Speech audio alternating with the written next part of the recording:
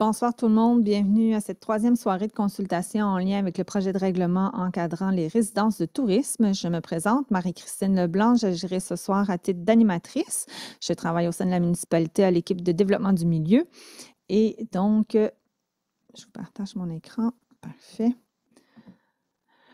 Le déroulement, en fait, de la consultation de ce soir, montre bienvenue, objectif de la consultation et mise en contexte, présentation du projet de règlement par David Richard, qui est directeur de l'urbanisme et de l'aménagement du territoire et de l'urbanisme, figure de cas, résultat du sondage qu'on a réalisé plus tôt cet hiver, piste de solution suivie d'une période de questions. Donc, ce soir, avec moi, j'aurai Jonathan Lapierre, le maire, ainsi que les membres du conseil là, qui sont à distance considérant les mesures sanitaires et, tel que mentionné, David Richard, directeur du service de l'urbanisme. Donc, vous aurez constaté que la rencontre est enregistrée. Il s'agit d'une rencontre publique. Donc, il peut aussi également y avoir des médias participants à la consultation. Donc, soyez-en avisés. Donc, sans l'objectif de la consultation, évidemment, vous présenter le projet de règlement et entendre votre avis sur ce projet. Et au final, réviser ou valider le contenu du projet de règlement en fonction des commentaires que nous aurons reçus tout au long des consultations. Donc, sans plus tarder, je passe la parole au maire Jonathan Lapierre. Alors, bonsoir à vous tous et toutes. Pour une troisième soirée consécutive, on vous accueille pour une rencontre virtuelle qui porte sur un projet de règlement important. Et on le voit, on le constate là, avec évidemment l'intérêt que ça a suscité au cours des trois dernières soirées. Donc, depuis lundi, on consulte la population des îles sur une vision d'avenir qu'on veut se donner en matière de gestion du territoire qui touche particulièrement l'accès à la propriété et l'accès au logement locatif annuel. Bien entendu, le débat de ce soir ou les discussions de ce soir ne sont pas tournées vers l'industrie touristique précisément. Il n'est pas question de définir si nous avons peu ou trop de visiteurs pendant la saison estivale, mais c'est plutôt ce qui guide nos discussions, ce qui guide notre pensée, c'est plutôt l'accès à la propriété, l'accès au logement annuel. On le sait depuis plusieurs mois, depuis plusieurs années, les îles de la Madeleine ont un déficit dans le parc immobilier et plusieurs mesures ont été mises de l'avant au cours particulièrement des 2 dernières années. On peut penser au congé de taxes, au remboursement de congés de taxes pour la création de nouveaux logements. On peut penser aux arénas qui ont été offerts par appel de projet au privé. On peut penser aussi aux sous qui ont été investis, là, près de 700 000 $ pour générer 9 projets qui, eux, vont créer 101 nouvelles unités de logement disponibles à l'année dans la communauté. Donc, c'est des investissements de tout près de 700 000 $ qui vont générer des investissements privés de plus de 15 millions. Donc, c'est sous cet angle-là que le conseil municipal a choisi de présenter un projet de règlement qui vise évidemment à mieux contrôler une activité qui se déroule aux îles, celle des résidences de touristes. Évidemment, avec la popularité des îles qui est en augmentation depuis les dernières années, la pandémie qui est arrivée, l'intérêt pour le télétravail, on voit de plus en plus de Madelinos d'origine ou des gens d'ailleurs qui décident de s'acheter un pied-à-terre aux îles, l'habiter quelques mois et le louer ensuite sur courte échéance ou par une courte période. Évidemment, cette possibilité-là était offerte partout sur le territoire des îles ou à peu près partout sur le territoire des îles. Et le projet de règlement qui est sur la table ce soir vient contrôler. Évidemment, il ne vient pas empêcher totalement, mais il vient plutôt dicter dans quelle zone on pourrait se doter d'une résidence secondaire et la rendre disponible pour une location court terme. Il y aura une proposition qui va vous être présentée, donc les zones auxquelles cette activité-là serait possible de faire et en contrepartie, les zones où l'activité ne serait pas possible. Également, on va vous parler des droits acquis. Donc, on reconnaît qu'il y a certains droits acquis donc de l'activité pour les personnes qui opéraient de façon parfaitement légale. Bon, il y a une reconnaissance de droits acquis qui vient avec ça. On va vous le présenter tout au cours de la soirée. Donc, ce soir, grosso modo, le conseil municipal a voulu prendre le taureau par les cornes, en quelque sorte, et adresser le défi, la problématique de l'accès au logement. Il y a une multitude de solutions. Je vous en ai énuméré quelques-unes tout à l'heure. La solution ne réside pas dans une action, mais dans plusieurs actions qui vont nous aider à réussir à inverser la tendance actuelle. Le projet de règlement qu'on présente ce soir ne réglera pas tout, mais il va très certainement contribuer de façon significative. Donc, l'idée, c'est d'avoir vos commentaires, vos suggestions, vos propositions. Le conseil municipal va recevoir évidemment un résumé de l'ensemble des échanges qui auraient eu cours au cours des 3 dernières séances, mais aussi le résultat du sondage qui a été mené et qui a été répondu par tout près de 1000 personnes. Et ensuite, il y aura une proposition d'un deuxième projet de règlement. Donc, je vous souhaite une bonne soirée, de bons échanges et puis, bien entendu, ça nous fera plaisir de répondre à vos questions.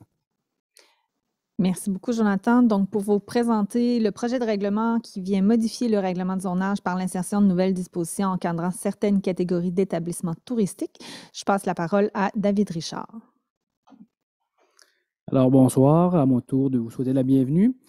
Pour le projet de règlement, donc, comme M. le maire l'a présenté là en entrée de jeu, donc on vient insérer des nouvelles dispositions au règlement de zonage à l'heure actuelle. Donc, voilà, est-ce qu'il s'agit d'un nouveau règlement? La question nous a été posée régulièrement. Non, en effet, ce n'est pas un nouveau règlement, point. C'est une modification du règlement de zonage existant. Le règlement de zonage, en fait, c'est toute la réglementation municipale, la principale réglementation d'urbanisme, en fait, qui encadre les catégories d'usage, le zonage autorisé, en fait, toutes les mesures de construction, marge, hauteur de bâtiments, superficie, ainsi de suite. Donc, vous comprenez que c'est quand même la grosse réglementation municipale. Donc, on vient insérer des nouvelles dispositions qui viennent encadrer l'hébergement touristique. Est-ce qu'il existait un ancien règlement encadrant l'hébergement touristique dont je viens de dire? On n'avait jamais vraiment encadré là, ces types d'usages-là. C'est ça qu'on vient proposer ici ce soir. Donc, comme tout règlement, que ce soit municipaux ou loi, il y a une partie qu'on traite les définitions. Donc, on vient insérer des nouvelles définitions pour bien comprendre un peu la portée du règlement. Donc, à l'écran, vous allez voir certains points principaux de chacune des définitions qu'on vient insérer. Je vais vous le lire dans l'intégralité. Donc, un établissement d'hébergement touristique. C'est quoi un établissement d'hébergement touristique? Donc, c'est un établissement dans lequel au moins une unité d'hébergement est offerte en location contre rémunération. Donc, il y a un revenu à aller tirer pour une période n'excédant pas 31 jours. Donc, en gros, on parle de location de courte durée. À titre d'exemple, il y a plusieurs formes que cet hébergement-là peut prendre. Donc, des hôtels, motels, ensembles immobiliers d'hébergement touristique. Donc, c'est des ensembles de petits chalets. Ça, c'est déjà des types d'usages qui étaient déjà autorisés et encadrés dans la réglementation. On vient préciser le terme gîte également. Dans la réglementation actuelle, on parle plus d'auberge et résidence de tourisme. Juste une petite parenthèse, ce que j'oubliais, c'est que toutes ces définitions-là, donc ça revient pas d'un sac à surprise, là, donc c'est vraiment retiré de la loi provinciale sur l'hébergement touristique. Donc, on se fie beaucoup là, à la loi provinciale à cet effet-là. Prochaine définition, donc établissement de résidence principale.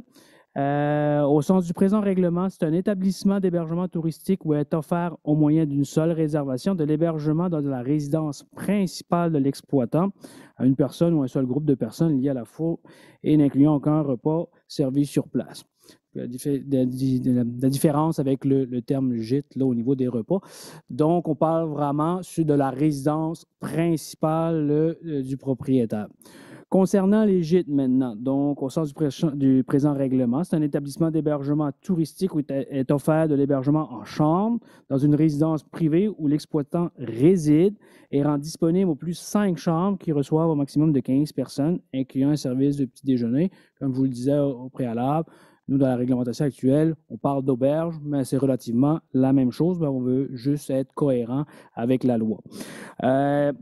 Dernière définition, donc la fameuse résidence de tourisme. Qu'est-ce qu'est une résidence de tourisme? Donc, au sens du présent règlement, c'est un établissement d'hébergement touristique autre qu'une résidence principale. Donc, vous avez une résidence principale, vous avez une résidence secondaire. On vient vraiment préciser à cet effet-là. Donc, où est offert de l'hébergement en appartement, maison, chalet meublé, incluant un service d'autocuisine. Donc, vraiment un établissement autonome, que ce soit, comme on l'a dit, que ce soit une résidence, un chalet. Donc, vous comprenez, c'est juste que la distinction avec la résidence principale, donc, c'est pas là où on réside. Prochaine.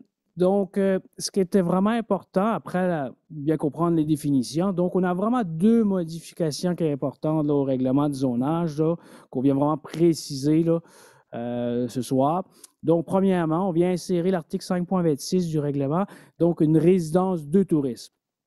Donc, nonobstant les dispositions prévues au chapitre 4 sur la classification des usages, la résidence de tourisme est autorisée que dans les zones de villégiature expressément identifiées au plan de zonage. Donc, ces zones de villégiature, elles sont déjà existantes. Donc, dans la réglementation du zonage, on a plusieurs zones, plusieurs types d'usages qui sont autorisés par zone. Donc, on vient insérer la résidence de tourisme, qui est la résidence secondaire à des fins locatives, dans ces zones de villégiature-là. Donc, juste pour vous donner un aperçu, dans les villages de l'île du Havre-Bas, Havre-Maison, Fatima, on a 5 zones de villégiature distinctes. Village d'État-du-Nord, nous en avons 2.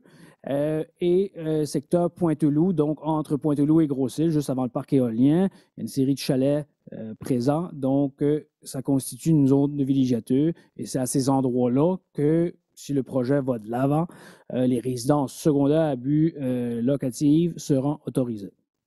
Seconde disposition, donc le 5.27, établissement de résidence principale et de gîte. Donc, nonobstant les dispositions prévues au chapitre 4, toujours classification des usages, l'établissement de résidence principale et de gîte n'est autorisé que dans les zones où sont permises les classes d'usage d'habitation H1, qui est l'habitation unifamiliale, et H5, qui est l'habitation mobile modulaire, expressément identifiée au plan de zonage.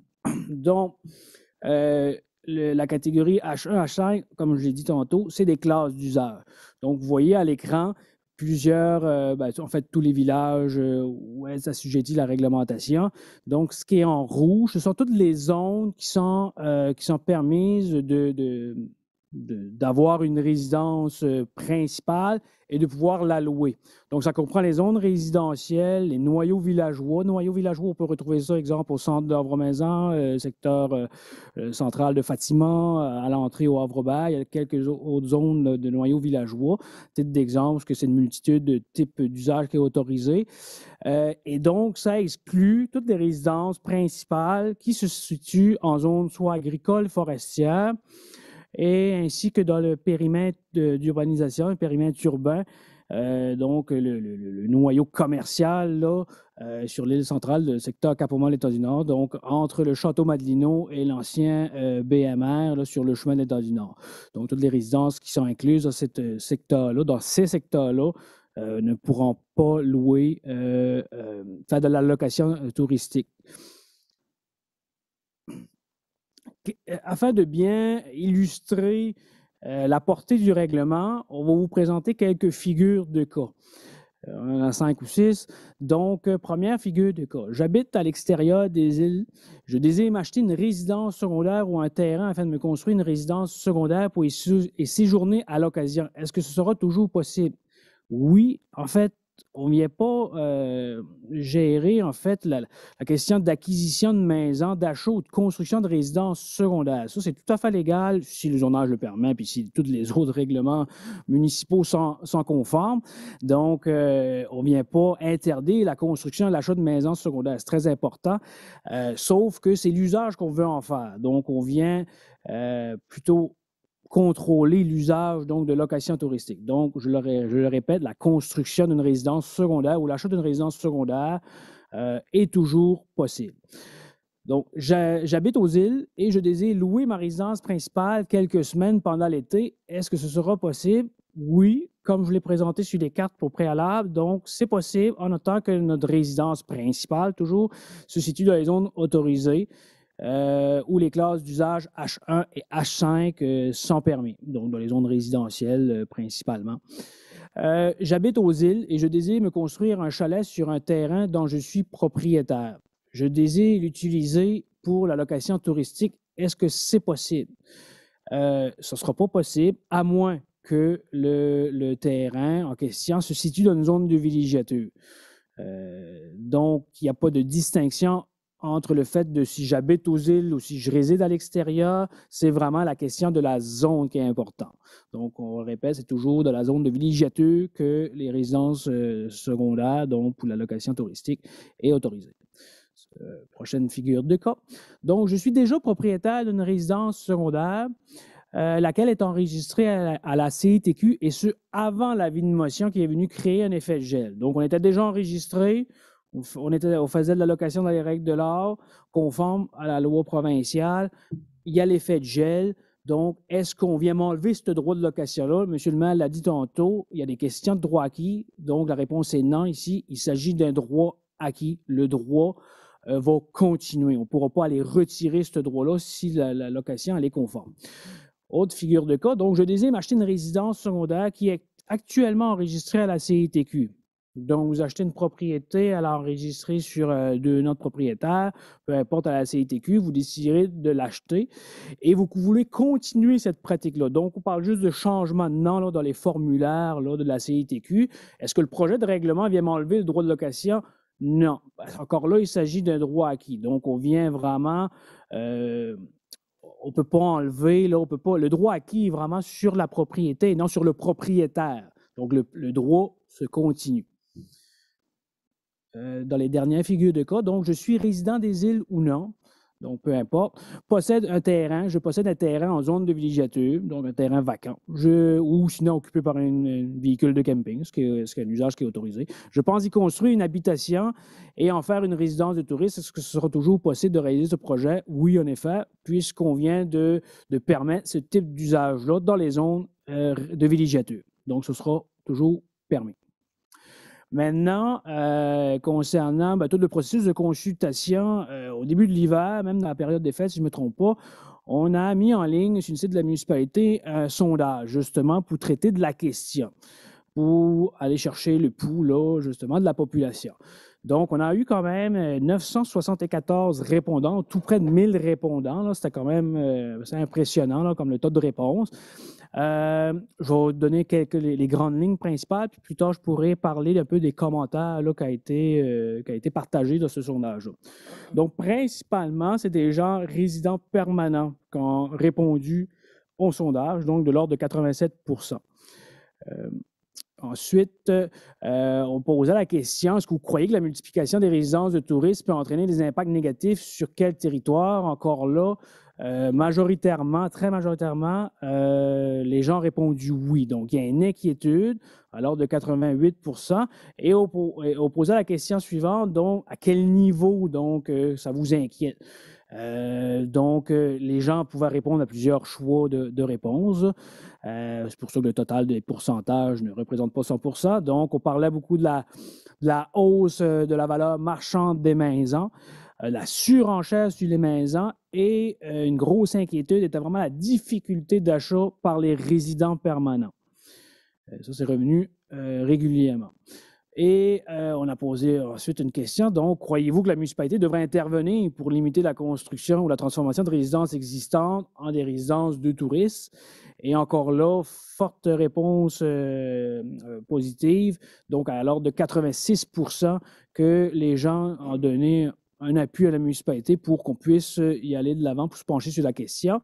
Et une question aussi qui était venue par la suite, c'était de savoir si ce projet de règlement-là était l'outil approprié. On voit que le pourcentage a diminué un petit peu, donc de 75 % oui. Donc, les gens ont répondu non à 25 % et les gens pouvaient s'exprimer, donc, quel type de piste de solution qu'on aurait pu aborder. Donc, on a eu toutes sortes de commentaires, mais il y en a 3 qui sont présents à l'écran, mais il y en a 4 principaux qui sont revenus. Donc, on nous a parlé beaucoup de la taxation commerciale pour les résidences de tourisme, parce qu'à l'heure actuelle, une résidence, que ce soit une résidence principale ou une résidence secondaire pour de la location touristique, là, la résidence de tourisme, elle n'est pas taxée commerciale. Donc, question d'être équitable avec d'autres types d'usages, qui est complémentaire à l'habitation. où les gens sont taxés, des taxes supplémentaires. Donc, les gens voudraient que ce serait un petit peu plus équitable et suggéraient aussi de reprendre tous ces revenus-là, entre autres, pour investir dans des programmes d'aide à la création de logements, que ce soit la création de logements sociaux, des logements à prix modique ou tout simplement des logements communs qu'on retrouve là un peu partout sur le territoire. Ou aussi même, on a parlé des programmes d'aide à l'achat d'une résidence principale, donc une sorte de crédit de taxe là, pour inciter les gens à faciliter les gens à acquérir une résidence principale. On a parlé aussi d'ajouter ou d'agrandir les zones où les résidences de touristes sont autorisées. Donc, certaines personnes qui ont bien saisi la portée du règlement jugeaient que peut-être que les zones n'étaient pas suffisantes sur le territoire, peut-être pas assez grandes, peut-être trop occupées. Donc, on suggérait d'ajouter des nouvelles zones ou de les agrandir celles existantes. Et finalement, ce qui est revenu aussi assez régulièrement, c'est la question d'obliger une personne propriétaire d'une résidence de résider sur le territoire de façon majoritaire, donc minimalement 6 mois par année et plus. Donc, on a fait des vérifications et ça, c'est des règlements discriminatoires. Donc, légalement, on ne peut pas faire de telles lois. Donc, on ne peut pas obliger quelqu'un à résider sur un territoire afin d'occuper le territoire dans sa propre résidence. C'est quand même assez important là, à retenir à ce niveau-là. Et voilà. Je